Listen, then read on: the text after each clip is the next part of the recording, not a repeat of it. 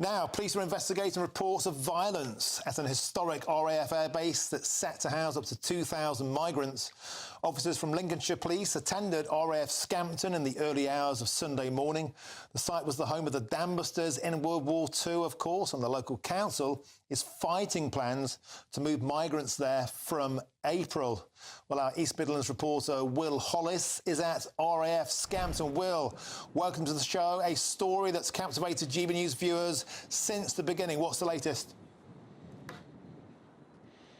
Yes, well, at the centre of the Scampton story, it is the Home Office trying to move asylum seekers into the historic airbase. And despite developments over the last year, often the news is incidents around the periphery that are taking the spotlight. In particular, things like antisocial behaviour, incidents including arrests in the past, and even one incident that regarded a petrol bomb being found. But over the weekend, Lincolnshire Police says they are now investigating reports of assault at a number of protester sites around the airbase. It's important to say that R.A.F Scampton has attracted a lot of attention from a lot of different groups, some that live here close by, just outside the gates, others groups from around the country, and all have come here for different reasons, and at times there has been friction between them. But these latest allegations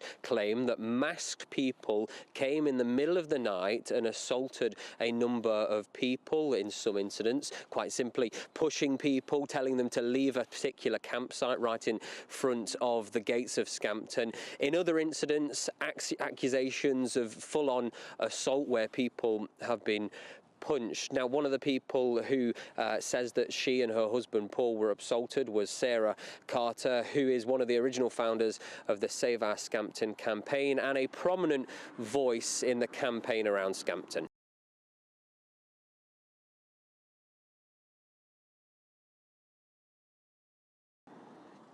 Well, there were so many people there that I can only remember one of them wearing a bandana across their face. I can't remember seeing masks, but again, 12 people all over the place. When you're in a state of panic, it's hard to take everything in.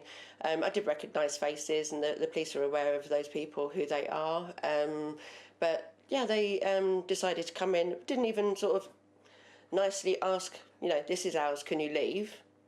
12 against 2, yeah, we're not going to stick around. But they didn't even give us a chance to have the conversation.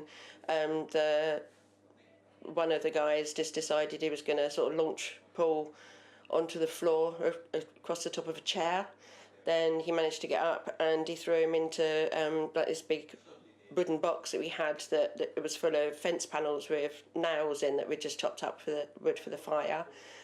Put him in there, and that's where he's got most of his injuries from, being sort of put in there. He managed to get away, get to his car. They tried to get into his car, but they then sort of left him alone. But in the meantime, I sort of had a bit of a scuffle, lost my body cam in the process. Didn't want them to take or damage my phone, which is what they were trying to get. So I'm not quite sure. I ended up on the floor in the sort of trying to get away from them.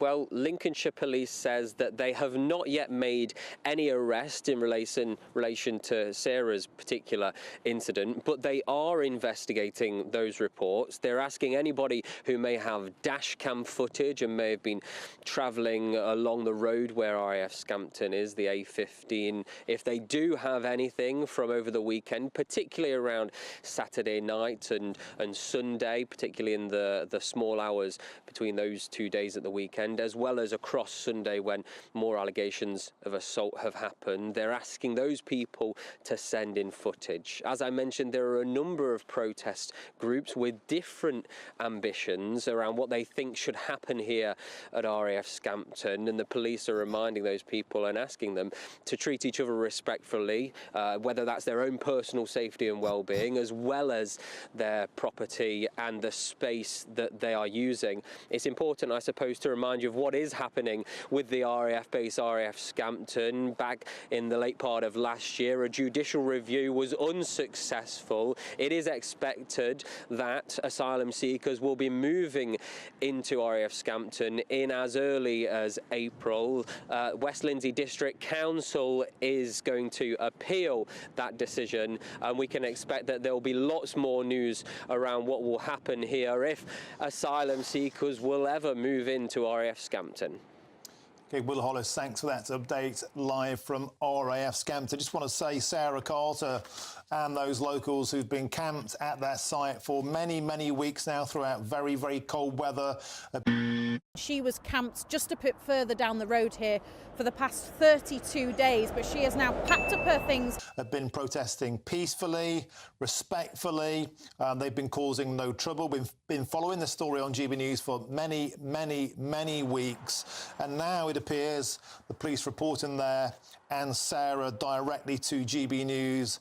Masked intruders, assailants from outside the area, they claim, assaulting them.